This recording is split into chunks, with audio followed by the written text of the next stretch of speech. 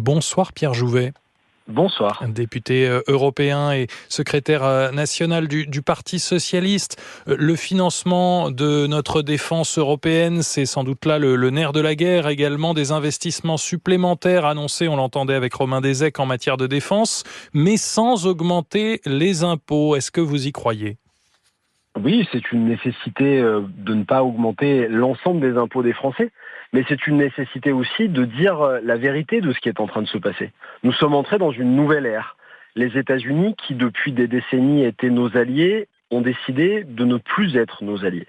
Et l'Europe doit enfin retrouver sa souveraineté de défense et savoir se protéger, parce que la proximité immédiate de nos frontières sont attaquées. Et donc c'est important et nécessaire d'arriver aujourd'hui à mobiliser les financements nécessaires pour permettre une réelle défense européenne. Et il y a des engagements qui peuvent être pris dès demain par la Commission européenne. C'est par exemple de prendre les avoirs russes, 200 milliards d'euros, qui sont gelés dans nos banques depuis le début du conflit. Ça, c'est le premier point. Le deuxième, c'est de lever un grand emprunt européen à hauteur de 500 milliards d'euros pour financer notre défense commune. Et puis le troisième élément que nous proposons avec le Parti socialiste, c'est que les patriotes puissent enfin participer à ce grand effort et que celles et ceux qui le peuvent, c'est-à-dire les millionnaires, les milliardaires, participent par exemple à cet effort avec une fiscalité nouvelle, avec un impôt spécifique pour financer cet effort de défense européen que nous devons mettre en œuvre pour protéger nos frontières et protéger notre continent. Que ce soit sur la base du volontariat, finalement, du mécénat, presque, si je peux faire le parallèle, comme pour la reconstruction de Notre-Dame.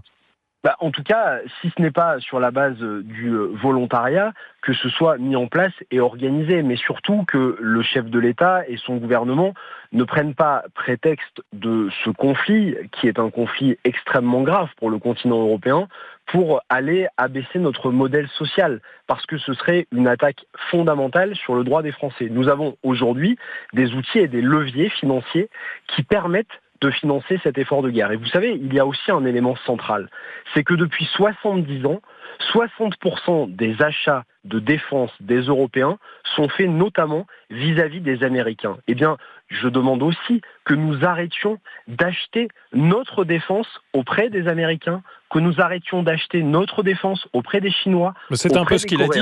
Il a dit qu'il y aurait une réunion la semaine prochaine ou dans les jours qui viennent des principaux industriels de l'armement.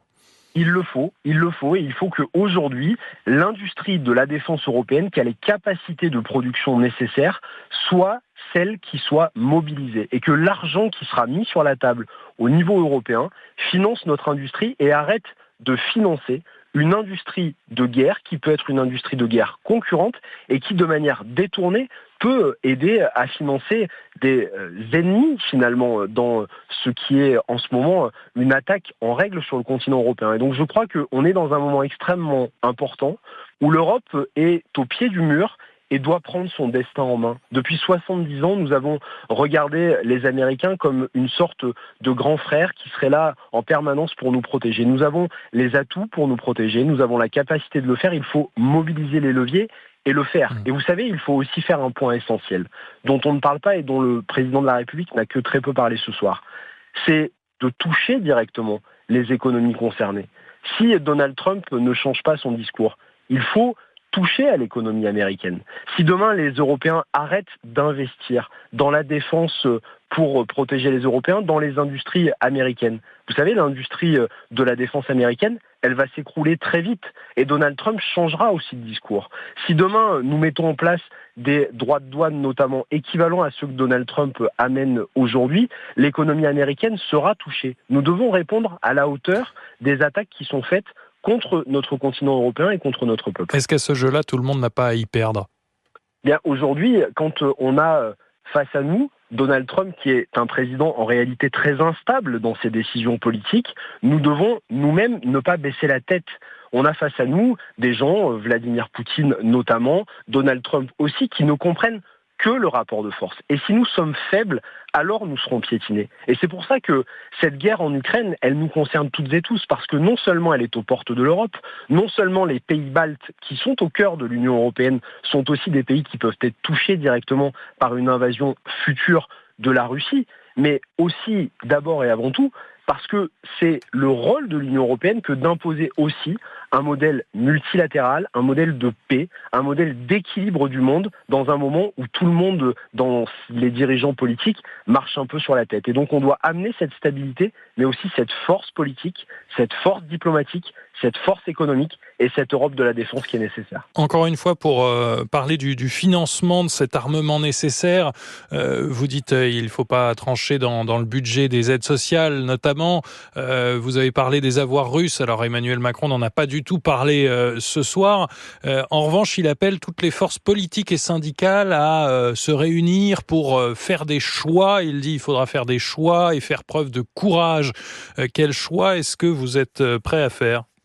Je vous le disais à l'instant, les choix qui devront être faits, c'est par exemple de flécher des nouveaux investissements sur un impôt spécifique sur les très grandes fortunes. Vous savez, en son temps, le président Roosevelt, pour participer à l'effort de guerre, avait mis en place un impôt spécifique sur les millionnaires américains à l'époque pour permettre de financer la défense américaine. Eh bien, je dis aujourd'hui à celles et ceux qui, depuis maintenant 7 ans, ont eu beaucoup de cadeaux fiscaux de la part du président Macron, qu'il est peut-être temps aussi de faire un peu cet effort de patriotisme pour participer à cette protection de l'ensemble des citoyens français et européens. Vous évoquiez comme autre levier l'emprunt européen et on va y venir puisque la Commission européenne l'a elle-même proposé. Ça semble gagner un vote assez, une opinion assez majoritaire au sein des dirigeants de l'Union européenne. Je cherche mes mots. Excusez-moi, Pierre Jouvet. Pour autant, emprunter, c'est reculer pour mieux sauter. Il faudra de toute façon rembourser ces emprunts et ça passera là encore sans doute par des choix courageux. Ça passera par des choix courageux et ça passera aussi par une souveraineté industrielle retrouvée. Vous savez, c'est extrêmement important de voir comment est-ce qu'on va mettre en place un cercle économique vertueux. Au moment de la crise du Covid, on avait fait cet emprunt.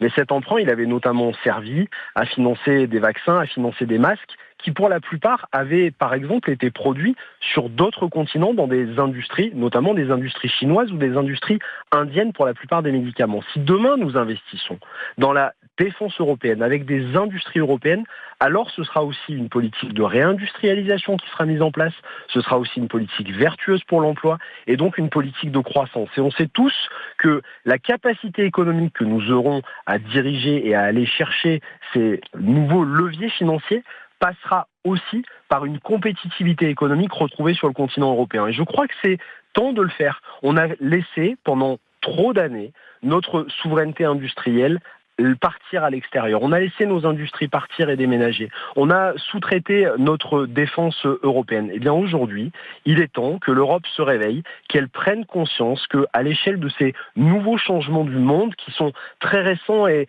on pensait qu'après la chute du mur de Berlin, le monde serait à nouveau équilibré de manière correcte. Eh bien on voit qu'aujourd'hui, on doit retrouver cette part de souveraineté européenne que nous avons perdue. C'est un renforcement de l'Europe, c'est une capacité de moyens financiers retrouvés que nous aurons grâce à ça. Emmanuel Macron a conclu en disant « La patrie a besoin de vous et de votre engagement ». Nos voisins allemands semblent réfléchir à un retour de la conscription. Est-ce que ça vous semble envisageable de demander peut-être aux jeunes générations de réfléchir à un retour d'une forme, peut-être pas la même, mais de service militaire ? Je ne le crois pas, en tout cas pas à ce stade, et je pense que aujourd'hui la défense a changé. C'est aussi du renseignement, c'est des moyens nouveaux que nous devons investir sur des satellites de recherche, sur des satellites espions. C'est du militaire de très haute technologie, mais c'est aussi de l'influence, et Emmanuel Macron en a parlé, d'un certain nombre d'ingérences, notamment sur les réseaux sociaux qui peuvent être faits. C'est cette guerre hybride qui est menée en permanence et face à laquelle nous devons répondre.